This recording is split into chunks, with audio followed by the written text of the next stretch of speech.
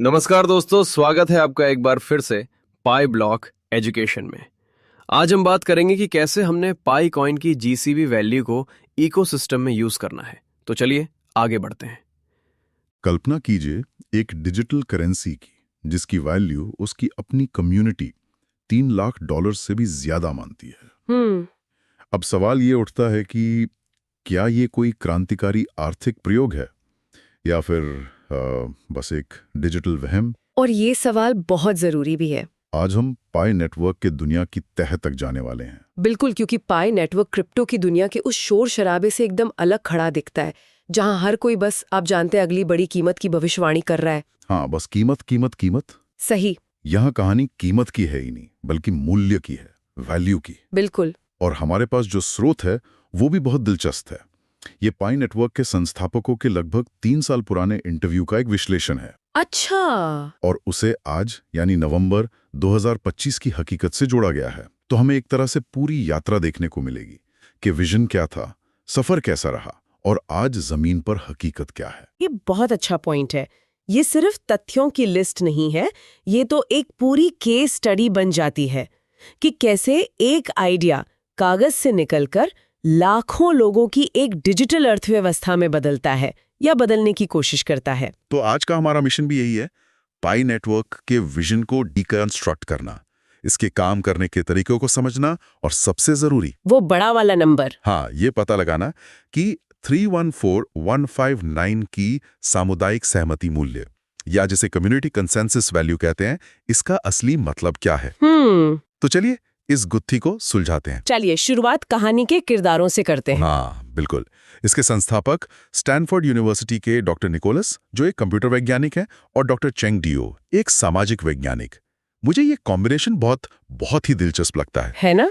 आमतौर पर crypto projects को हम सिर्फ टेक्नोलॉजी वालों का काम मानते हैं, यहाँ एक सोशल साइंटिस्ट क्यों? और मेरे ख्याल से यही पाए का सीक्रेट सॉस है। स्रोत के मुताबिक उनका लक्ष्य सिर्फ एक और क्रिप्टो करेंसी बनाना था ही नहीं। तो क्या था? उनका लक्ष्य था एक मानव केंद्रित क्रिप्टो नेटवर्क बनाना।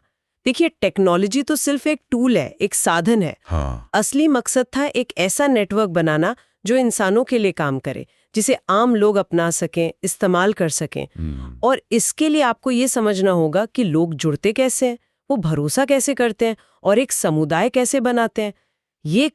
ये काम तो एक सामाजिक वैज्ञानिक ही कर सकता है। मतलब ये सिर्फ कोड और एल्गोरिदम का खेल नहीं है। नहीं, ये इंसानी मनोविज्ञान और समाजशास्त्र का भी है। बिल्कुल। स्रोत इसी बात पर बहुत जोर देता है कि पाई सिर्फ एक डिजिटल करेंसी नहीं है, ये एक पूरी डिजिटल अर्थव्यवस्था है। अर्थव्यवस्था? हाँ, जिसे कोई भी अपने मोबाइल पे माइन कर सकता है। और इसका अपना पाई ब्राउजर भी है, जो एप्स का एक पूरा इकोसिस्टम है। सोचिए, वे सिर्फ एक सिक्का नहीं बना रहे थे, वे एक तरह का डिजिटल राष्ट्र बनाने की कोशिश कर रहे थे, जिसकी अपनी करेंसी हो, अपना बाजार हो और अपने नागरिकों। डिजिटल राष्ट्र, वाह, ये एक बहुत पावरफुल आइडिया है। मतलब इसका मकसद सिर्फ खरीदना बेचना नहीं है, बल्कि उस करेंसी के साथ जीना है। सटीक। उसी इकोसिस्टम में चीजें खरीदना, सेवाएं लेना, एप्स इस्तेमाल करना। बिल्कुल। विजन एक आत्मनिर्भर अर्थव्यवस्था का था, न कि सिर्फ एक और ट्रेडिंग एसेट बनाने का जो किसी एक्सचेंज पर ऊपर नीचे होता रहे। और इसी डिजिटल राष्ट्र की करेंसी के वैल्यू पर अब आते हैं, क्योंकि यहीं पर चीजें थोड़ी अजीब और बहुत दिलचस्प हो जाती हैं। वो 314159 वाला आंकड़ा। हाँ, पाई नेटवर्क की कम्युनिटी ने $314,159 का एक कंसेंसस वैल्यू तय किया है। जब मैंने ये आंकड़ा पहली बार देखा तो सच कहूं मुझे लगा ये कोई मजाक है। ये अविश्वसनीय लगता है। और आपका ऐसा सोचना स्वाभाविक भी है, क्योंकि हम वैल्यू को हमेशा बाजार की कीमत से जोड़कर देखते हैं। सही। यहीं पर स्रोत एक बहुत जरूरी अंतर बताता है, कीमत यानी प्राइस और मूल्य यानी वैल्यू के बीच का अंतर। अच्छा, ये क्या अंतर है? देखिए, कीमत वो होगी जो भविष्य में एक्सचेंज तय करेंगे, जब खुली ट्रेडिंग शुरू होगी। लेकिन ये 3,14,159 का आंकड़ा मूल्य है।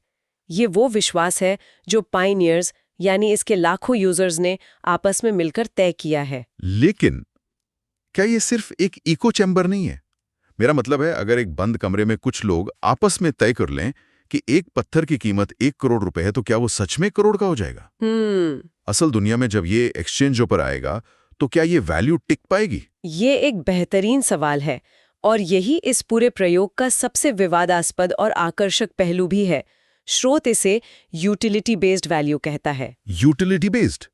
इसका मतलब क्या हुआ? इसका मतलब यह है कि अगर एक बड़ी कम्युनिटी आपस में ये तय कर ले कि इस डिजिटल टोकन से मान लीजिए एक लैपटॉप खरीदा जा सकता है, तो उस इकोसिस्टम के अंदर उस लैपटॉप के बराबर उसकी वैल्यू बन जाती है, चाहे बाहरी दुनिया उसे माने या ना माने। बिल्कुल, ये अपनी आर्थिक हकीकत खुद बनाने जैसा है। ये तो दिलचस्प है। तो इसकी तुलना किसी देश की करेंसी से नहीं बल्कि किसी बड़े ऑनलाइन गेम की वर्चुअल करेंसी से की जा सकती है, या किसी क्लब के पॉइंट से जिसकी कीमत बस उस कम्युनिटी के अंदर ही होती है। शुरुआत में आप कह सकते हैं हाँ, लेकिन लक्ष्य उससे कहीं बड़ा है। स्रोत बताता है कि ये सिर्फ एक कागजी नंबर नहीं है। तो फिर क्या है? नेटवर्क के अंदर पीयर टू पीयर लेन देन, पाई कॉमर्स पर सामान की खरीद फरोख्त और बार्टर डील्स, ये सब इसी मूल्य को आधार मानकर हो रहे हैं। सच में? हाँ, हो सकता है कोई पूरी कीमत पर बेच रहा हो, कोई 10% पर, कोई शायद 1% पर, लेकिन आधार वही कंसेंसस वैल्यू है। और ये संस्थापकों की उस बात को सच साबित करता है कि पायनियर्स ही मूल्य बनाते हैं। ये मूल्य ऊपर से थोपा नहीं गया, बल्कि नीचे से कम्युनिटी द्वारा खुद बनाया गया है। तो ये एक तरह का सामाजिक समझौता है जिसे लाखों लोग धीरे धीरे अपना रहे हैं। हाँ। ठीक है, तो मान लिया कि उन्होंने एक डिजिटल राष्ट्र की नींव रख दी और उसकी करेंसी की एक आंतरिक वैल्यू भी तय कर ली। लेकिन किसी भी राष्ट्र को चलाने के लिए नागरिकों की जरूरत होती है। हाँ, और असली नागरिकों की। और ये सुनिश्चित करना होता है कि हर नागरिक असली हो। शायद यहीं पे केवाईसी की भूमिका आती है। मुझे थोड़ा अजीब लगता है कि नेटवर्क लॉन्च होने के बाद भी केवाईसी इतने बड़े पैमाने पर क्यों चल रहा है। आपने बिल्कुल सही नब्ज पकड़ी है। केवाईसी का मकसद ही इस नेटवर्क को असली इंसानों से आबाद रखना है। ये इस डिजिटल राष्ट्र की, आप कह सकती हैं, नागरिकता पुष्टि की प्रक्रिया है। Citizenship verification. हाँ, बिल्कुल। पाई की एक सबसे सख्त पॉलिसी है, एक व्यक्ति बराबर एक खाता। ज्यादातर क्रिप्टो प्रोजेक्ट्स में कोई भी इंसान हजारों वॉलेट बना सकता है और सिस्टम को मैनिपुलेट कर सकता है, लेकिन पाई एक असली सामाजिक नेटवर्क बनाना चाहता था जहां हर खाता एक वास्तविक वेरीफाइड इंसान से जुड़ा हो, ताकि नकली खातों और बॉट्स की फौज से नेटवर्क को बचाया जा सके। बिल्कुल। और इस विशाल काम को करने के लिए उन्होंने किसी बाहरी सर्विस पर निर्भर रहने के बजाय अपना खुद का केवाईसी इंजन बनाया। अपना खुद का? हाँ, और स्रोत के अनुसार ये इंजन 200 से ज्यादा देशों की आईडीज को सपोर्ट करता है। ये अपने आप में एक बहुत बड़ा तकनीकी चैलेंज है। आज भी लाखों नए पायनियर्स हर दिन केवाईसी पास कर रहे हैं और उनके पाई कॉइन्स मेन नेट में माइग्रेट हो रहे हैं। तो केवाईसी का जारी रहना असल में नेटवर्क के स्वास्थ्य और उसके लगातार विस्तार का एक मजबूत संकेत है। ठीक है, तो केवाईसी का मतलब है नागरिकों को वेरीफाई करना। ये बात तो साफ हो गई। लेकिन एक और चीज है जो कई लोगों को हैरान करती है। माइनिंग। हाँ, नेटवर्क अब लॉन्च हो चुका है, फिर भी लोगों के फोन पर वो माइनिंग का बटन अब भी एक्टिव क्यों है? ये तो आमतौर पर प्रोजेक्ट के शुरुआती दिनों में होता है। यहाँ हमें पाई के काम करने के तरीके की आत्मा को समझना होगा, जो बिटकॉइन जैसी क्रिप्टो करेंसी से बिल्कुल अलग है। बिटकॉइन चलता है प्रूफ ऑफ वर्क पर, जहां बड़े बड़े कंप्यूटर बिजली फूकते हैं। सही कहा। लेकिन पाई का मॉडल है फेडरेटेड बाइजेंटाइन अग्रीमेंट। ये भारी भरकम शब्द सुनने में भले ही जटिल लगे, लेकिन इसका कॉन्सेप्ट बहुत मानवीय है। इसे आसान शब्दों में समझाएं तो? जरूर। इसका सीधा सा मतलब है कि नेटवर्क की सुरक्षा कंप्यूटिंग पावर से नहीं, बल्कि इंसानी भरोसे से होती है। इंसानी भरोसे से कैसे? आप जिन लोगों पर भरोसा करते हैं, उन्हें अपने सिक्योरिटी सर्कल में जोड़ते हैं। जब लाखों लोग ऐसा करते हैं, तो एक ट्रस्ट ग्राफ या कहिए भरोसे का जाल बन जाता है, जिससे भेदना लगभग नामुमकिन हो जाता है। अच्छा। और नेटवर्क को सुरक्षित रखने में इस सामाजिक योगदान के बदले आपको रिवॉर्ड के तौर पे पाई मिलता है, जिसे हम आम भाषा में माइनिंग कहते हैं।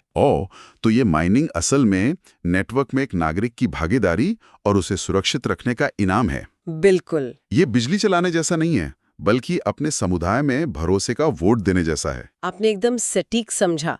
और ये प्रक्रिया लगातार चलती रहती है, क्योंकि नेटवर्क को भी तो लगातार सुरक्षित रखने की जरूरत होती है ना। हाँ, ये सच है कि जैसे जैसे नेटवर्क बड़ा होता जाता है, नए पाइप बनाने की दर यानी माइनिंग रेट कम होती जाती है, ताकि कॉइन की कमी बनी रहे और उसकी वैल्यू सुरक्षित रहे। लेकिन स्रोत स्पष्ट करता है कि ये प्रक्रिया अभी बंद नहीं हुई है। ये इस डिजी राष्ट्र की अर्थव्यवस्था को चलाने वाला इंजन है। ये तो वाकई एक बहुत सोची समझी व्यवस्था लगती है। और इसी से जुड़ी एक और रणनीति का जिक्र स्रोत में है, एनक्लोज्ड मेननेट। जब मेननेट लॉन्च हुआ तो उसे पूरी तरह से दुनिया के लिए खोला क्यों नहीं गया? ये बंद दरवाजों के पीछे रखने का क्या मतलब था? ये पाई की सबसे महत्वपूर्ण और शायद सबसे चतुराई भरी रणनीतियों में से एक थी। कैसे? इसे आप ऐसे समझिए कि एक नया देश बना है और उसकी अपनी नई करेंसी है। अगर आप उसकी सीमाओं को तुरंत दुनिया भर के सटोरियों और मनी ट्रेडर्स के लिए खोल देंगे तो क्या होगा? वो आएंगे, आपकी करेंसी को खरीदेंगे, बेचेंगे, उसकी कीमत को आसमान पर चढ़ाकर जमीन पर पटक देंगे और आपकी पूरी अर्थव्यवस्था को बर्बाद करके चले जाएंगे। मतलब इससे पहले कि देश के नागरिक अपनी करेंसी का इस्तेमाल करना सीखते, बाहरी ताकतें उसे एक जुए का टोकन बना देती। आपने बिल्कुल सही समझा। इसी से बचने के लिए एनक्लोज्ड मेन नेट बनाया गया। ये एक तरह का प्रोटेक्टेड या संरक्षित बाजार था। इस चरण में बाहरी एक्सचेंजों से कोई कनेक्शन नहीं था, लेकिन नेटवर्क के अंदर एप्स, पीयर टू पीयर लेन देन और कॉमर्स की पूरी अनुमति थी। अच्छा। इसका मकसद था कि पहले कम्युनिटी को अपनी करेंसी की उपयोगिता यानी यूटिलिटी बनाने और समझने का मौका मिले। पहले इकोसिस्टम बनाओ, एप्स बनाओ, कॉमर्स को बढ़ावा दो और एक असली वैल्यू स्थापित करो। मतलब पहले इस्तेमाल करना सीखो, फिर ट्रेड करना। बिल्कुल। और स्रोत के अनुसार ये रणनीति कामयाब रही। आज का जो $314,159 का कम्युनिटी वैल्यू है, वो इसी रणनीति की सफलता का एक बहुत बड़ा प्रमाण है। क्योंकि वो सट्टेबाजी से नहीं आया। नहीं, वो उपयोगिता और आपसी लेनदेन से पैदा हुआ है। और इसी स्थिरता और नियमों के पालन की वजह से, जैसा कि स्रोत बताता है, 28 नवंबर 2025 को इसे EU के मीका रेगुलेशन के तहत मान्यता मिली, जो क्रिप्टो दुनिया में एक बहुत बड़ी बात है। तो ये मान्यता एक तरह से इस डिजिटल राष्ट्र को मिली अंतर्राष्ट्रीय पहचान जैसी है। ये तो बहुत बड़ा कदम है। बहुत बड़ा। तो अब भविष्य कैसा दिखता है? नींव तैयार है, नागरिक वेरीफाई हो रहे हैं, करेंसी की एक आंतरिक वैल्यू है। अब इस पर इमारत कैसे खड़ी होगी? स्रोत अगले 3 से 5 साल के एक स्पष्ट रोड मैप की ओर इशारा करता है। अब फोकस पूरी तरह से वास्तविक जीवन में उपयोगिता बढ़ाने पर है। Real world utility. हाँ, इसे सिर्फ एक डिजिटल टोकन से निकालकर रोजमर्रा की जिंदगी का हिस्सा बनाना है। और इसका मतलब है ज्यादा से ज्यादा एप्स और सेवाएं जो पाई से चलती हों। जैसे कि क्या हम असल दुनिया में इसके इस्तेमाल की उम्मीद कर सकते हैं? क्यों नहीं। सोचिए, आप पाई से कैब बुक कर रहे हैं, खाना ऑर्डर कर रहे हैं, फ्रीलांस काम के लिए पेमेंट ले रहे हैं या ऑनलाइन कोई डिजिटल सर्विस खरीद रहे हैं। लक्ष्य एक ऐसा विशाल इकोसिस्टम बनाना है जहां पायनियर्स अपनी रोज की जरूरतों के लिए पाई का इस्तेमाल कर सकें।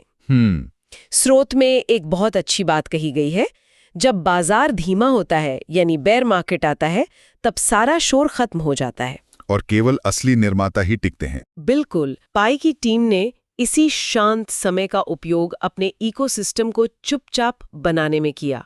उनका लक्ष्य अब इसे दुनिया की सबसे ज्यादा उपयोग की जाने वाली और सबसे व्यापक रूप से वितरित क्रिप्टो करेंसी बनाना है। तो आज की इस पूरी चर्चा का सार ये निकलता है कि पाई नेटवर्क कोई रातों रात अमीर बनाने वाली लॉटरी नहीं है। बिल्कुल भी नहीं। यह एक धीमी, स्थिर और धैर्य की मांग करने वाली प्रक्रिया है, जो एक टिकाऊ डिजिटल अर्थव्यवस्था बनाने का लक्ष्य रखती है। बिल्कुल।